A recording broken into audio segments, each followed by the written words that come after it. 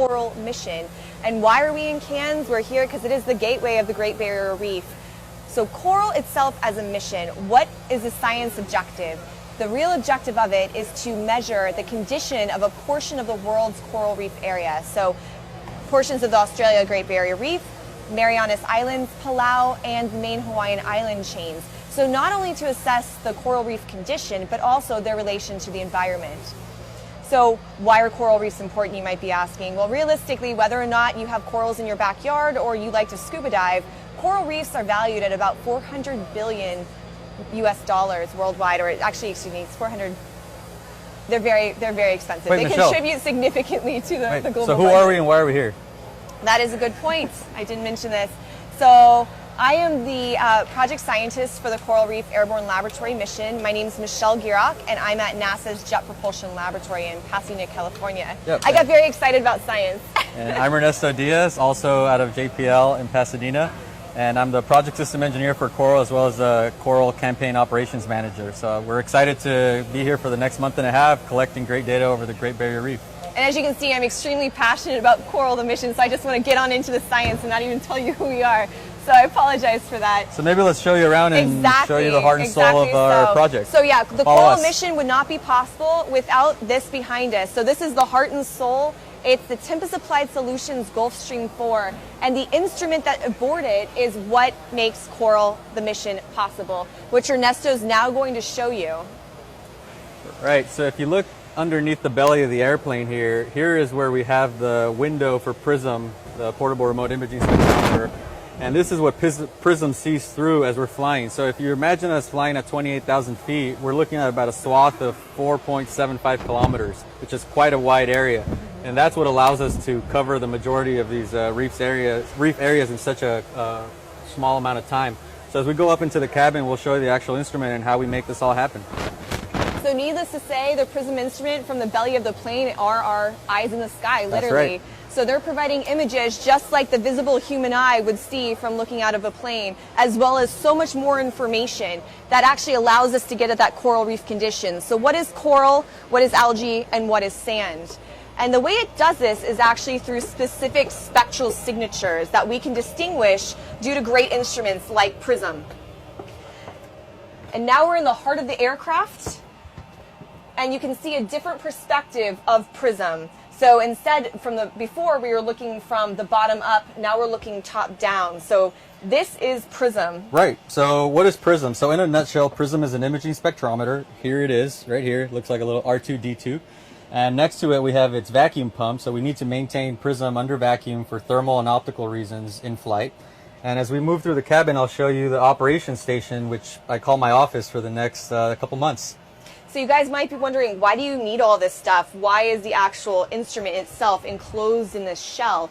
The shell itself, so all the optics are inside, and the reason why we have all these pumps is basically to extract the moisture and particulates, because we like to have a very dry environment for the optics to be optimal, to give us the best data. So this is PRISM, and how Ernesto actually operates the PRISM instrument is back here. So come on back, you guys. Yeah. All right, so in a typical day's flight, the way we operate this project is we wake up really early in the morning and we have a 6 a.m. weather call. So the previous day I would have been looking at weather models because ultimately we want clear conditions in the sky. Clouds are bad for us. They introduce a lot of scattering, which means bad data. So once we have a good clear day, we come in the morning around 6 a.m. and we turn PRISM on. And it takes about an hour and a half to get PRISM stabilized and ready for flight. So now assuming that PRISM's stable, you have someone here sitting as the operator and someone sitting as the navigator. So maybe Michelle, you can I'll demonstrate. Be the navigator here. And what we do is, we pull out our operation station here, just our computer, if you will. It's not on right now. And ultimately, what Michelle would be doing is she would have a set of flight lines that we've already communicated with the pilots. And generally we have a nice tablet that actually we click, but just for... Correct. So the pilots have the lines. And the navigator would say, all right, we're up at altitude. Let's start collecting line 112. Exactly. And as the airplane approaches line 112 and levels off, Michelle will communicate with me and say, all right, Ernesto, go ahead and start collecting. And so I will hit record, and PRISM will start collecting data. And as the line Reaches the end. finishes up, she will say stop recording. We stop recording data, and then we repeat that for the remaining part of the region. So it's essentially comparable to mowing the lawn for most cases. So you see here, all the areas in pink or purple are areas that our scientists has picked out as areas of interest with coral reefs.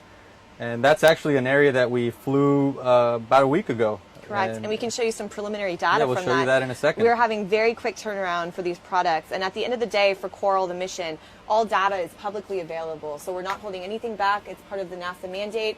So if you are intrigued by this data, you can have access to it. And while the actual instrument, as Ernesto's recording, we can actually physically see what PRISM is seeing from below. We have something we call a waterfall effect, and we can see the actual images. So if we want to show you some of the data we already collected from Lizard Island, as Ernesto showed you right here, this is some of the preliminary data. So this is what we flew just last week. And you can see the specific lines that were flown and our specific paths that we took. So this is from FlightAware. If you guys are intrigued at all, you can actually watch us as we fly in the sky. And these are the specific, we call them true color images. So it's basically taking a red, a green, and a blue band from the entire spectrum that PRISM provides. So this is what the human eye can see. And we generated this so you could get a better picture. But you can see we're collecting some amazing data. And this is really going to take us to new heights in our understanding with respect to coral reefs. Right. And that is the nexus of coral. Yep. So ultimately, we're excited to keep this going. We have 9 other regions along the Great Barrier Reef that we're going to be collecting. There's a lot of hard work has gone into planning out all these lines, collaborating with the scientists, ensuring that we're not missing any of the critical coral reefs that they're interested in. And ultimately, a lot of work coordinating with the pilots and ensuring that we're all on the same page and it's a smooth operation, which it has been and it will continue to be for the rest of the campaign. Exactly so. And what we're doing here is a great collaboration between, as we mentioned, Tempest Applied Solutions, all these different institutions domestically as well as internationally. We have great colleagues here at CSIRO as well as University of Queensland that all together is making Coral a successful project, which we hope is a pathfinder for perhaps a spaceborne mission using the same technology that you see here from PRISM. That's right. So again, taking us to new depths in our understanding, and we're going to get some cool stuff. Again, thanks to this guy actually recording. Yep. I don't know if they want me to do it, but I will. Well, we'll get to that at some point. Exactly. All right, so I guess at this point we're going to start taking some questions, right? Right. So should we go over here? Or here? Yeah. That sounds like a plan.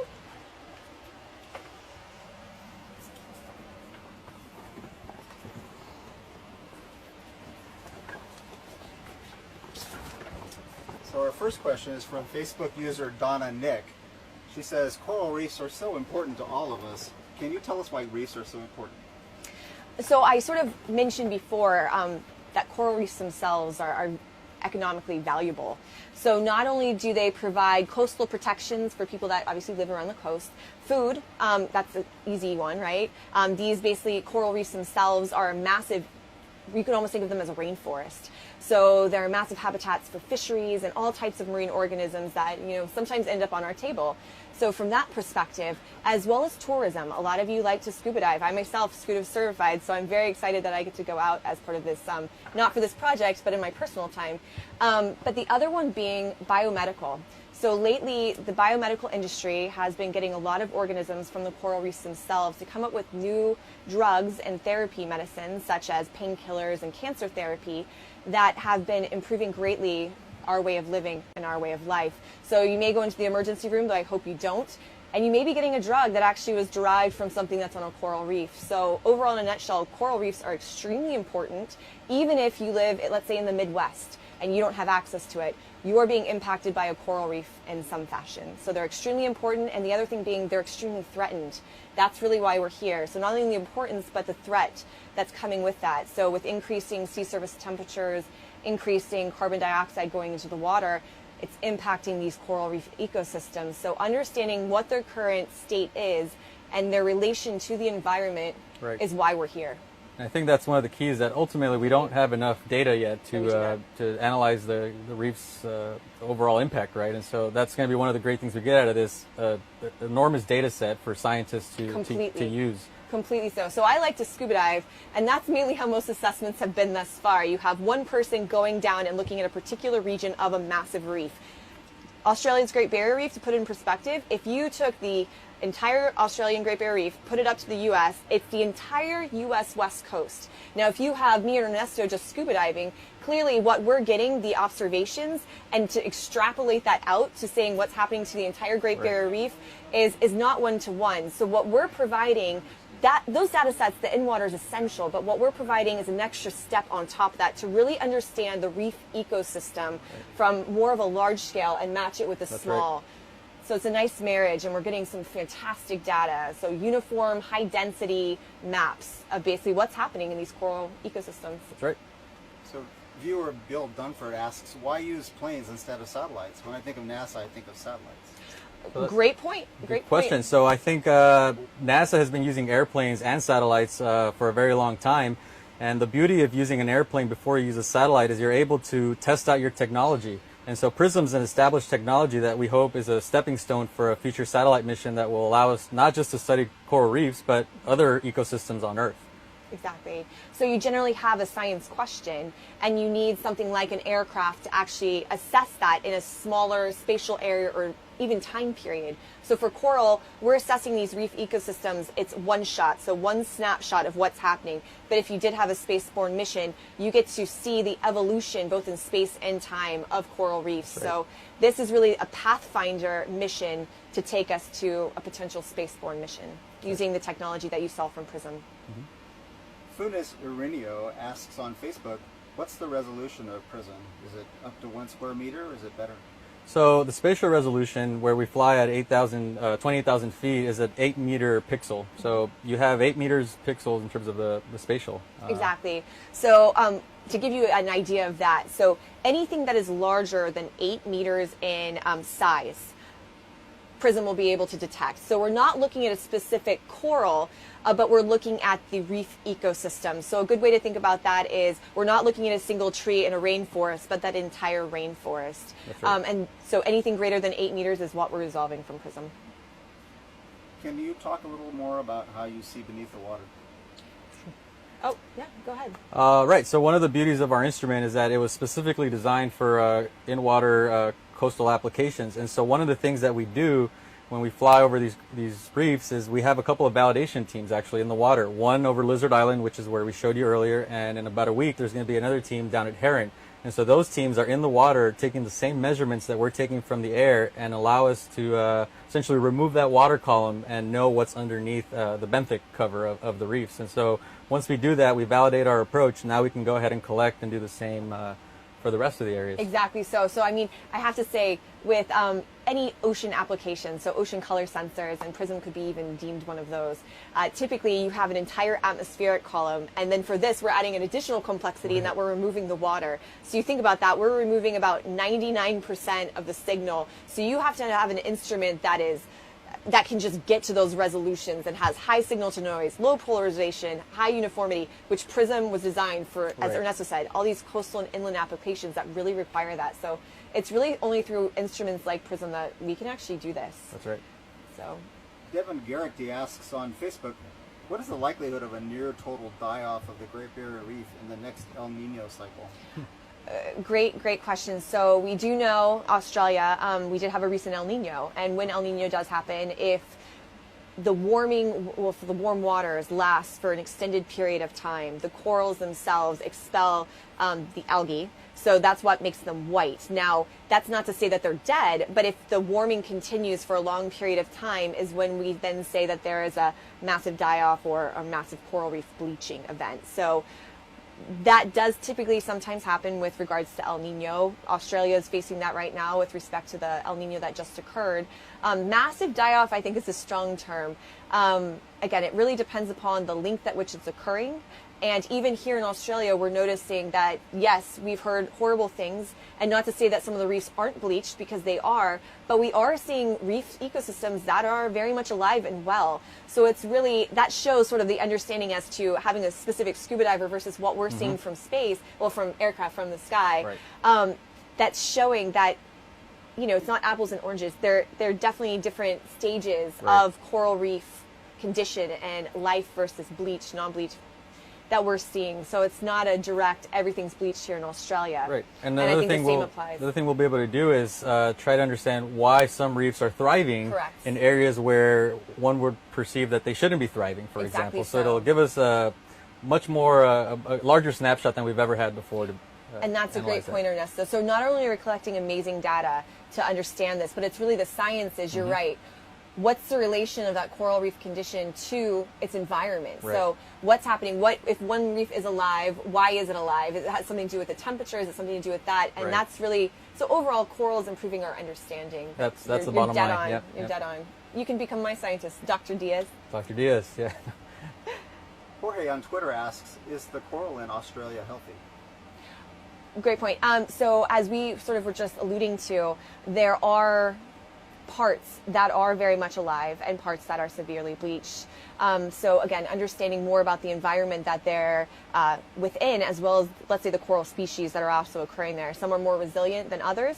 I think the same is probably true even terrestrial, Right. as well as animals. Some are more resistant than others.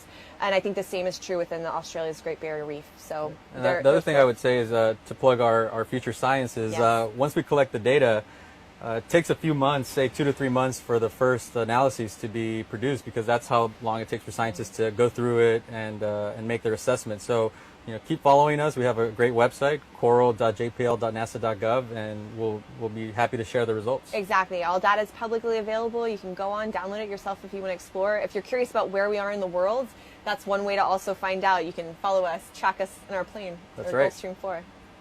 Viewer Alex Moore asks, could we use this technology to detect these ecosystems under ice eventually? Great question. So PRISM itself, through ice, that is in itself, I think, a pretty complicated thing. It's sort of an obstacle. We sort of need a very clear field of view with nothing really in the way. So for PRISM, we need to fly in daylight conditions because the sensor itself is passive, so it's observing reflected sunlight from the surface. Right. And we like to have no clouds. And the reason there is obviously if you get clouds, you're getting multiple reflections occurring. So we can't say that the light that is coming directly from the ocean surface is reaching that sensor. It might be coming from elsewhere. Right. And so now you put ice on top of that. You would not be able to see through ice with such a sensor because, as I mentioned, it is passive. You would almost need some kind of active sensor that's emitting some kind of pulse, whether it's a laser or LiDAR type Right. capability. Which JPL and JPL all of does. our other NASA centers are also collaborating on. So. Exactly. So there are some missions already that NASA has, some at JPL, in which they are sort of observing ice thickness using such technologies. Right. Viewer Bill Johnson asks, he says, my son is doing coral assessment in the Philippines. Oh, He is fantastic. diving and looking at coral up close. How can your project benefit his work? Thanks. Fantastic. Well, I would say it's actually a two-way street there. His work can help us in providing, so we're getting this more large scale when he's providing the more local small scale. Correct.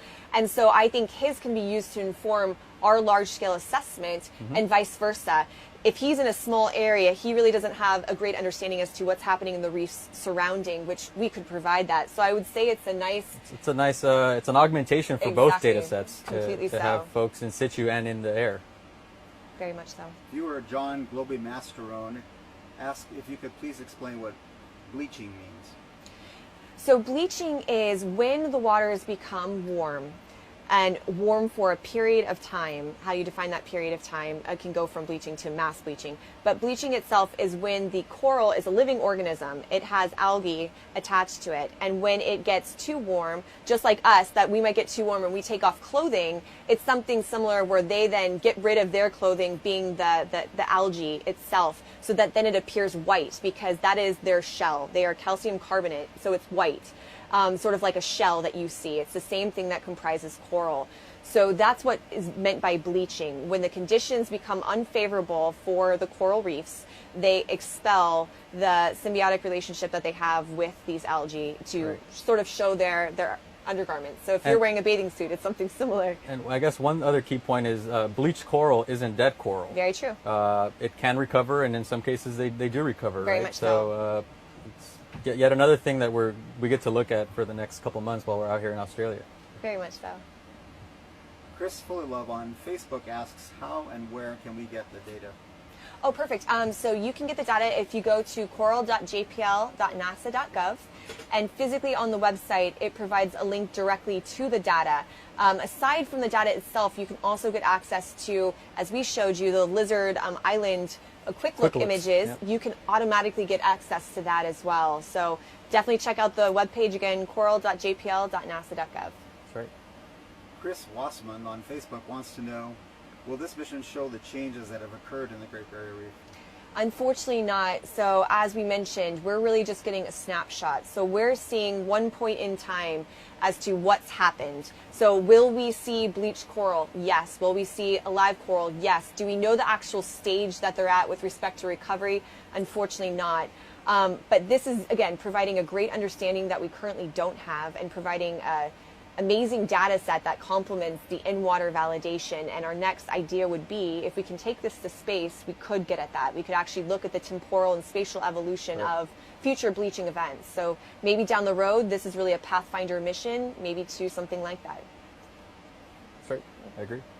Facebook user Have fun. Zan Strahl asks, following up on one of your earlier comments, is there anything we can do to bring back coral reefs that have died?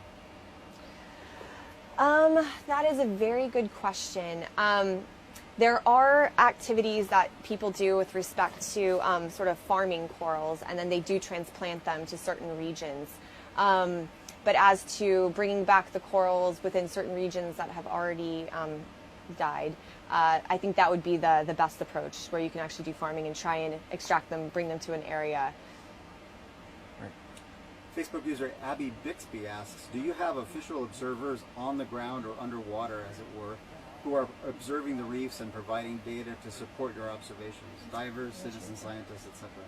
Definitely, yeah. So that's actually one of our components of our project. But one of our requirements is that for every location that we go to, there are in situ, which basically mean in-water teams that are looking at the coral and the reefs underwater as we fly over. So the snapshot we showed you a couple minutes ago of the flight line over Lizard Island was a concurrent collection of data from PRISM and collections in the water. And so that the basics of it is that it gives us confidence in the measurements we're making, because we can't have in-water teams at all the locations that we're going to. So ultimately, as Michelle was saying earlier, once you have the Pathfinder, this is a Pathfinder for a space mission, and so from space you'll be able to get the repeat coverage, and you won't necessarily need the in-water teams at every location that you're imaging.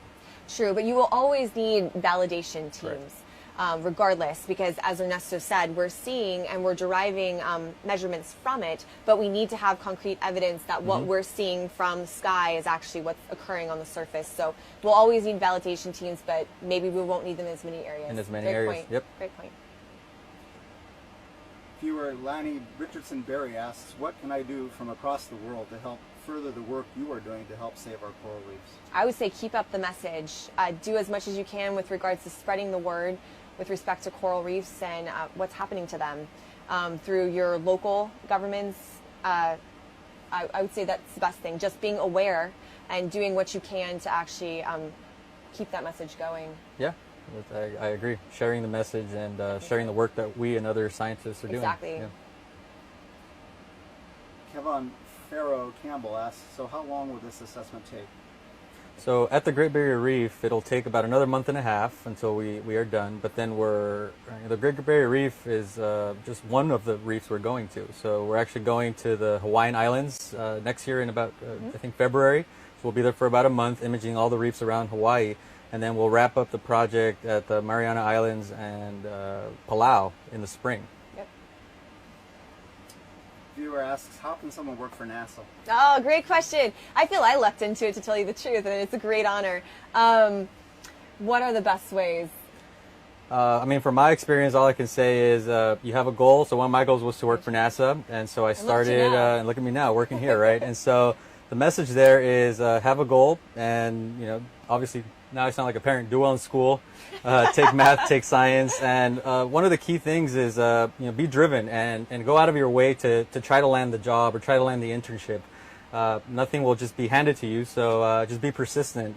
And one day you also will be able to work at NASA or other cool places. No, I completely agree with everything Ernesto said.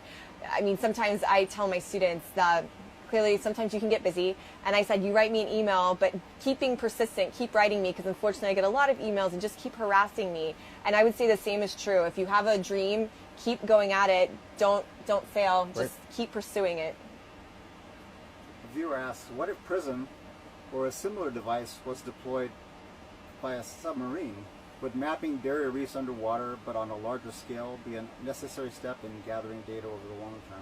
So there are some institutions that are actually working on underwater imaging spectrometers. So that is actually something that is occurring. The issue would be obviously maybe the depth at which you can go, because you would need some kind of alternate light source. So if you're at the surface, you could probably use obviously the sun, but if you go deeper, because there are cold water corals as well as what we're studying here, which we deem warm water corals, and so you would probably need an alternate light source. But that is something that is currently happening at specific institutions. Yep.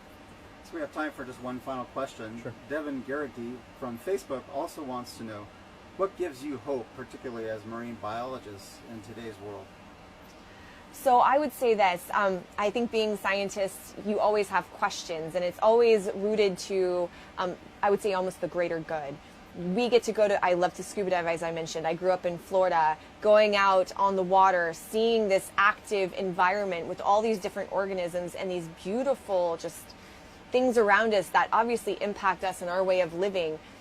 Understanding that further, what are we doing as a society to impact that, and what can we do to further understand it, to keep it going? So I definitely have, I would say, a lot of hope with respect to working at NASA. NASA is so dedicated to understanding our Earth system and how it's changing, and using this data to provide to management and decision makers to then, change, I'm guessing, current policy. That's not physically what we're here to do, but we provide that data to inform that. So I have great hope with respect to what's going on, thanks to NASA data. I totally agree. And as an engineer working hand in hand with scientists, it's just a great honor and opportunity to be able to solve some of the unknown, unknown answers to science questions, and making the instruments that allow us to give that data to scientists to then, give us the take on how our ecosystems are doing. Completely so. So that's one great thing about NASA is I come up with a science question. I don't know how to actually implement it or what instruments, but we have fantastic people like Ernesto that says, I know exactly what to do and what to build. And so it's really a nice marriage that I think NASA really fosters, that you have the scientists and engineers working so closely for a purpose, to understand something about our Earth system. Awesome. So with that, yeah, thanks everyone for joining us. We're here down under, and stay tuned for more updates. Yeah. And keep following us, again, coral.jpl.nasa.gov, and we hope you enjoy what we're doing here. We for sure love it, 100%. Hi, Mom. Hi, Dad. There you go.